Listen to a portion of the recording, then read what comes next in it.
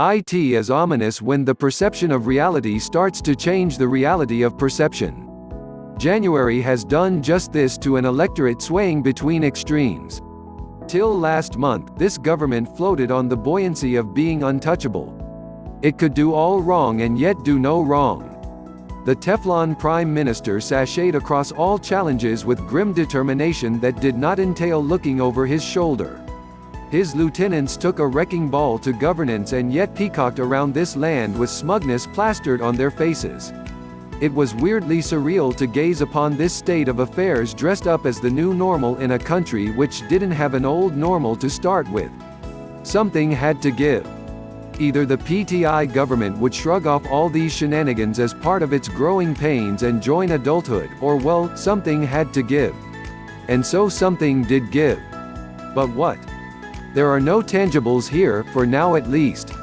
There is no radical change in peoples and places and performances, there is no alteration in behaviors and attitudes and demeanors, there is in fact no modification, minor or major, in claims, vows and promises that are hurled down from various ramparts by various PTI officials at various times on various occasions on a daily basis.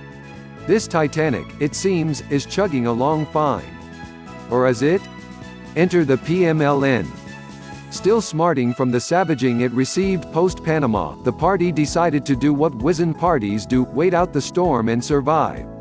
Whipped, clubbed and clobbered right royally, the party of the Sharifs found an opening when everything seemed dark and depressing. It was an opening no one had seen coming, and yet when it presented itself, it took all the political strength and foresight that the Sharifs had gathered over 3 decades to leverage it to the hilt. Punjab is a wound that is bleeding and bleeding with no bandage in sight. The party leadership's support for the extension came as shock to most of its rank and file.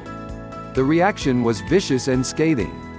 Some bemoaned the meek surrender, while others shed tears over the death of resistance. This was, as someone said, the end of democracy's pushback against the growing role of the establishment.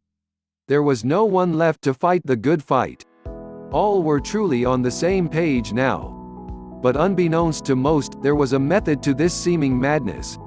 Here the story moves to London.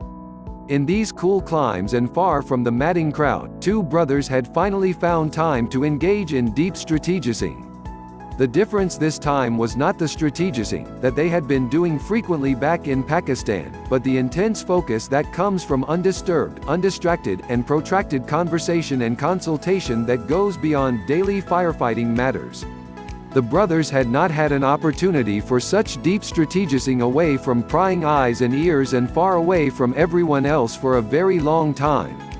There was so much ground to cover and so many things to reconcile.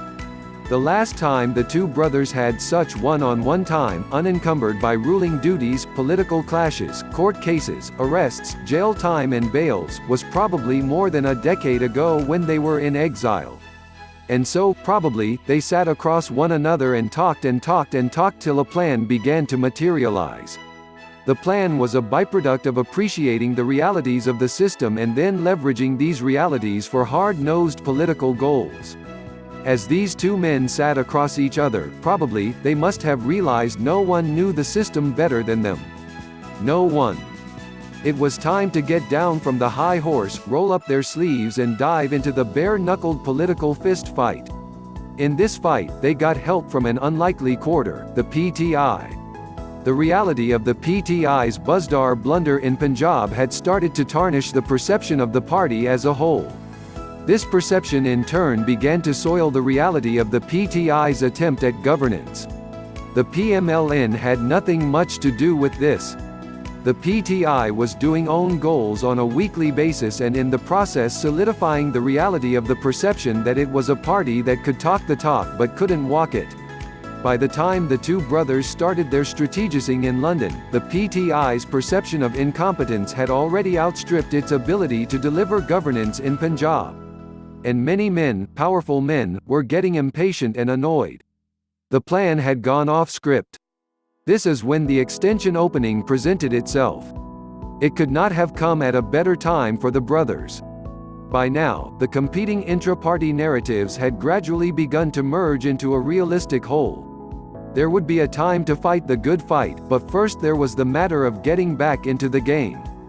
Here was the gate that opened into the courtyard that passaged into the arena where the game was being played.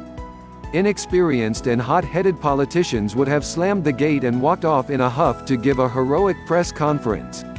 But these were rational leaders making a rational decision to follow a rational path through a rational strategy. So they pushed the gate. Someone had already left it unlocked. A seismic shift in political continental plates has now begun to happen without triggering an earthquake. Time waits for no one. The PTI does not seem to have its ear to the ground, or its hand on the steering wheel. The Buzdar blunder is birthing many blunders that were generating follow-up blunders. Punjab is a wound that is bleeding and bleeding with no bandage in sight. Nothing tangible has happened yet except grumblings by the PTI's allies and power tussles over transfers, posting and petty powers. But behind this mass of continuing confusion there is rising a darkening storm that hearkens forces that can overwhelm the depleting might of PTI.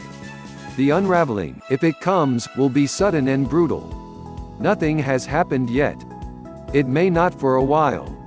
But it is ominous when the perception of reality starts to change the reality of perception. Please subscribe our YouTube channel Listen News here. If you like the video, please like, comment and share the video.